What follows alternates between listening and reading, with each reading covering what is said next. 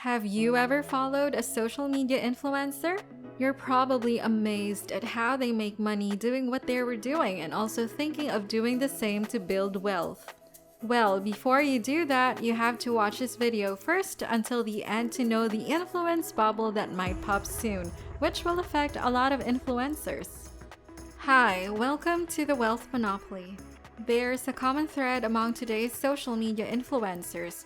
They're becoming filthy rich thanks to their fans' devotion to them. 10 years ago, the most popular YouTubers were regular people just like you and me, who made videos in their spare bedrooms and posted them online. Almost all of them were employed full-time elsewhere. They posted online for fun or at the very least as a way to supplement their income. Now, however, some influencers enjoy the same levels of popularity, acclaim, and financial success as A-list celebrities in other fields. This new type of celebrity has become increasingly well off, allowing them to broadcast ever more expensive content such as tours of their lavish mansions, random donations of millions of dollars, and elaborate video shoots. However, the foundation of this entire ecosystem is a marketing gold rush. These homes could only be built thanks to a special and delicate confluence of factors, and sadly, the era of easy money is ending sooner than these people might think. Now is the time to learn how the influence bubble will burst and what that will mean for your wealth building endeavors. So, let's get into it. At the end of the 2000s, companies had trouble reaching a key group of people who bought consumer products. It was getting more difficult to categorize the 18 to 35 age range for marketing purposes. It's very challenging to market to a group whose preferences are unknown. Younger generations were also turning out of the television and radio that served as the backbone of the marketing industry at the time. One might shrug this off by saying, well, young people aged 18 to 35 don't have much money anyway. So what exactly is the issue? While this generation may be less well off monetarily than previous ones, they tend to waste their money more recklessly. They do this because unlike most adults, they do not yet have the financial obligations of supporting a family and are experiencing the freedom that comes with earning their own money for the first time in their lives. As a result, reaching this target audience was challenging, but usually profitable. Marketers all over the world could rejoice, because microblogs and early video streaming sites were creating a new group of pseudo-celebrity. Brands looking to reach out to this notoriously difficult demographic could do no better than these individuals. Because of this pre-existing division of consumers into subsets based on their interests, marketers had an easy time targeting them. You should collaborate with young mommy bloggers if you want to reach young mothers. A great way to promote your tool line and get some exposure for your brand is to give a video mechanic a free set to use in their bright new YouTube channel. The advent of advertising features on sites like YouTube made this process even more convenient, as advertisers no longer needed to establish a personal connection with the creator to have their ads displayed.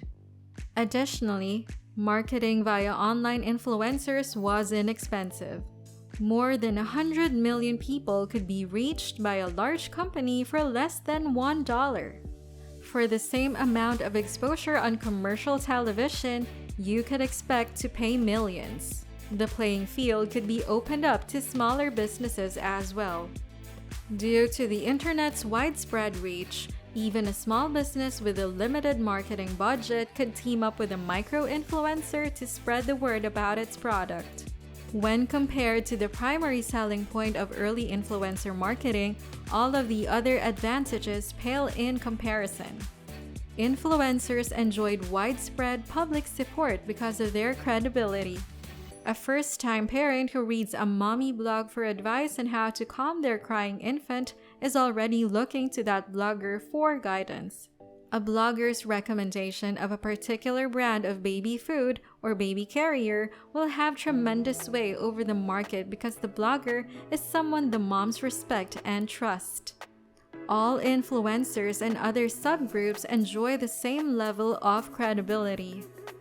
Based on the results of a survey conducted in 2016, it appears that Twitter users place almost as much faith in their favorite online influencers as they do in their closest friends. To assume that trust would increase on a platform that is not a garbage dump for people's ideas is reasonable. We're done with how influencers make money and the system works. But before we continue into discussing why it is a bubble, please give this video a thumbs up so we will know that you are enjoying and learning from it. In theory then, influencer marketing should be a business's greatest hope. It's adaptable, so you can make it for a narrow or broad audience. It does the job for very little money. Why then is this a bubble? As a first issue, it's no longer a bargain.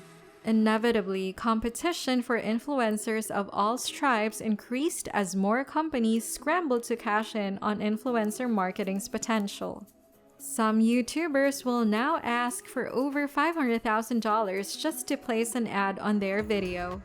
That's still a little cheaper per view than commercial TV, but not by much. In the early days of influencer marketing, only nimble startups were willing to take the advertising risk required to compete.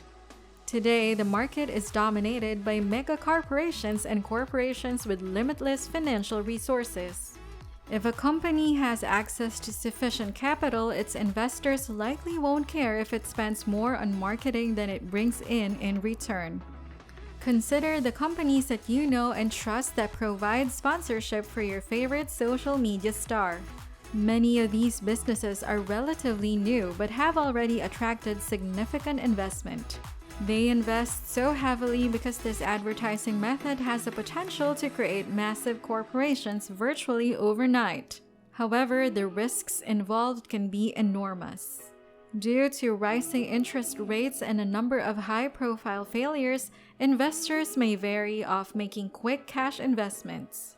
Less money is being put into e-commerce and other direct-to-customer startups. Without the ability to pay millions of dollars each month to internet influencers, these companies would cease to exist. It's unclear at this time whether or not this will occur. Companies that have kept afloat the influencer bubble can afford the higher price of influencer marketing because the real issue these social media stars are facing is much larger. They've lost the trust of the public. Not all influential people have any interest in or knowledge of the products they promote. This should have been obvious from the start.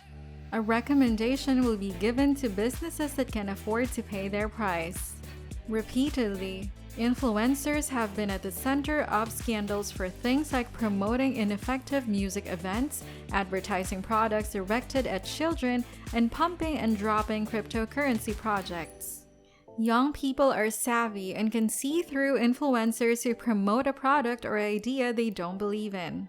Targeting children allows influencers to capitalize on their audience's naivete for a longer period of time. But this younger audience will require a parent's assistance when shopping, and they will be harder to deceive.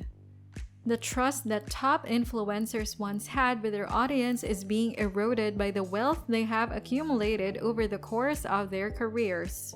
10 years ago, when a noteworthy influencers discussed a product in their modest home, it was as if they were chatting with a friend. When David Dobrik promotes SeatGeek while prancing around his LA mansion, he no longer comes around as an innovator, but as a celebrity sponsor. These types of people have a hard time providing genuine product recommendations because they are so well off that they have no use for the goods or services they are promoting. Is it a good idea for David to resell his concert tickets? Or perhaps he's invited long before tickets go on sale, which is how you know he will be there. Some influential people will go to great lengths to portray themselves as ordinary people, perhaps because they don't value the show of wealth that such displays entail. One possible explanation is that they know it will help them from a stronger bond with their listeners. But early lockdowns only made it easier to tell the difference between an online friend and an online star. These days, it's not just consumers who are losing faith in influencers. Companies are too. A company's reputation will be closely tied to that of the influencer they employ to promote their product. This may turn out to be beneficial. It's beneficial for a brand to collaborate with young, energetic influencers if it wants to portray itself as a lighthearted option for its target demographic. But there's also the possibility of terrible consequences. Brands should think twice before partnering with social media stars as opposed to A-list celebrities. Famous people in the old school tend to only make public appearances in controlled environments where their managers can keep an eye on what they say. If they do, it will probably be edited out before it is shown to the public.